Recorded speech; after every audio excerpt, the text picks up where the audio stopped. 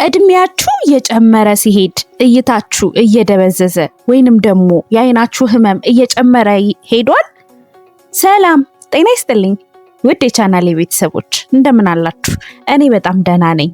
ዛሬ እጅግ በጣም ወሳኝ ስለሆነው ስለ አይናችን ጤንነት እናነጋገራለን። ስለዚህ ይህ ቪዲዮ ስለሚጠቅማችሁ ቪዲዮን እስከ መጨረሻው ድረስ ተከታተሉ። እንዲሁም ደግሞ አስተያየት ካላችሁ ኮሜንት ሴክሽን ላይ ሀሳብ አስተያየታችሁን ጻፉልኝ ማለት ነው። ቻናሉን ደግሞ ሰብስክራይብ በማድረግ ቪዲዮን እስከ መጨረሻ ድረስ መከታተል ትችላላችሁ ማለት ነው። እስከ ፕሮግራሙ መጨረሻ ድረስ አብራችሁን ቆዩ። እንግዲህ የአይናችን እድሜያችን በጨመረ ቁጥር የአይናችን እይታ እየደበዘዘ ወይም ደግሞ ህመም እየገጠመው ይሄዳል። ይሄ በምን እንከላከለዋለን? ወይም ደግሞ ምን አይነት ምግቦችን ተመግበን ምን አይነት ሚነራሎችን ወስደን ይህንን ችግር ቀድመን እንድንከላከል የሚረዱን ሀሳቦች ይዤላችሁ መጥቻለሁ። እስከ መጨረሻው ድረስ እዩት። አንደኛው ነገር ምንድነው?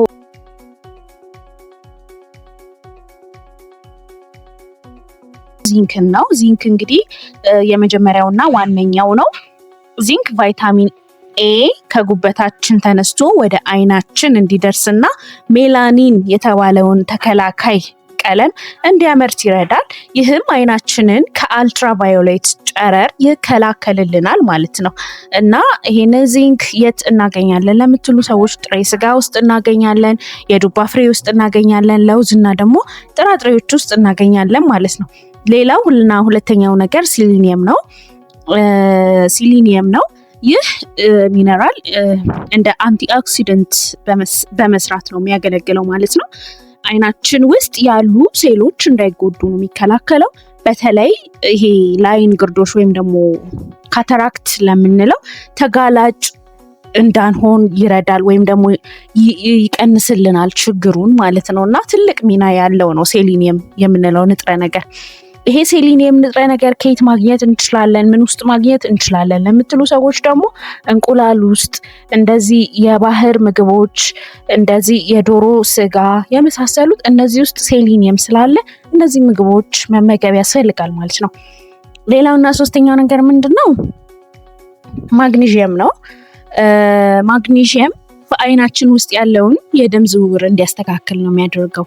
ስለዚህ በተለይ ደግሞ እንደዚህ ግላኮማ ወይም ደግሞ የአይን ግፊት ላለባቸው ሰዎች እጅግ በጣም አስፈላጊው ማዕድን ነው ማለት ነው፣ ወይም ሚነራል ነው ማለት ነው። ስለዚህ ማግኒዥየም መውሰድ ያስፈልጋል። ምን አይነት ምግቦች ውስጥ ይገኛል ስንል እነዚህ አረንጓዴ ቅጠላ ቅጠሎች ላይክ ሙዝ እና አቮካዶ እነዚህ ውስጥ ይገኛል ማለት ነው። ሌላው መዳብ ነው ወይም ኮፐር የምንለው ማለት ነው። አራተኛው ነገር ነው። ይሄ መዳብ ከዚንክ ጋር አብሮ በመስራት በአይናችን ውስጥ ያሉ ጥቃቅን የደም ስሮች ጤናማ እንዲሆኑ ነው የሚያደርገው ማለት ነው።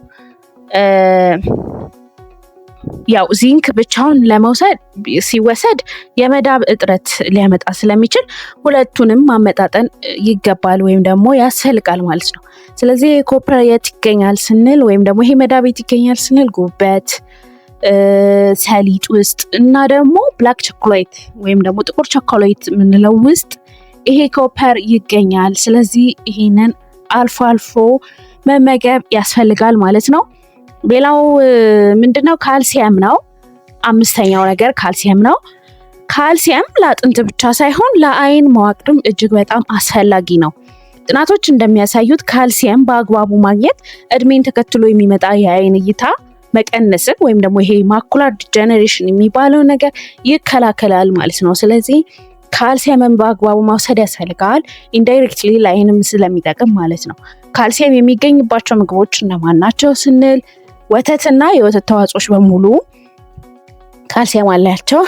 እንዲሁም ደግሞ ጎመን እና ለውዝ ውስጥ ካልሲየምን ማግኘት እንችላለን። ስለዚህ እነዚህን 5 ሚነራሎች ማግኘት ያስፈልጋል ማለት ነው። ምክንያቱም በእድሜ ብዛት የሚመጣ የአይን ብዥታን እጅግ በጣም ይከላከላል ወይም ደግሞ ፕሪቨንት ያደርጋል ማለት ነው። አክቹሊ ናውዴይስ በጣም አሁን ከረንትሊ በጣም ብዙ ወጣቶችም አይናቸውን ይታመማሉ። ቢኮዝ ከጨረር ጋር ያላቸው ኤክስፖዠር ወይም ደግሞ የጨረር ኤክስፖዠር በጣም ከፍተኛ ስለሆነ ስልክ ላይ ረጅም ሰዓት ስለሚያሳልፉ፣ ኮምፒውተር ላይ ረጅም ሰዓት ስለሚያሳልፉ አይናቸውን ይታመማሉ። ስለዚህ በእነዚህ ፕሪቨንት ማድረግ ያስፈልጋል። አዲሽናሊ ደግሞ ሐኪም ማማከር ያስፈልጋል። የተለያዩ ላይቶች ጋር ስንሄድ ኦር ደግሞ የጨረር ኤክስፖዠሩ ካለን አይግላሶችን መጠቀም ያስፈልጋል። አይናችንን ከጊዜ ጉዳት ወይም ደግሞ በጊዜ ብዛት ጉዳት ላይ እንዳይወድቅ ሪስክ እንዳንጥል አይናችንን መንከባከብ ያስፈልጋል ማለት ነው። እንግዲህ ቅድም ያልኳችሁ ሚነራሎች በምግባችን ውስጥ በማካተት የአይናችንን ብርሃን ለረጅም ጊዜ መጠበቅ እንችላለን።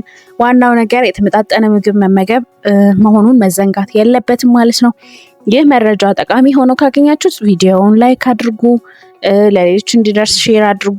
ለቻናላችን አዲስ የሆናችሁ ደግሞ ቻናሉን ሰብስክራይብ አድርጉ። ባካችሁ ሰብስክራይብ እያደረጋችሁ አይደለም። ሰብስክራይብ በማድረግ ቤተሰብ መሆን ይቻላል። በቀጣይ በሌላ ጠቃሚ የጤና መረጃ እስከማገኛችሁ ድረስ ሰላም ሁኑ።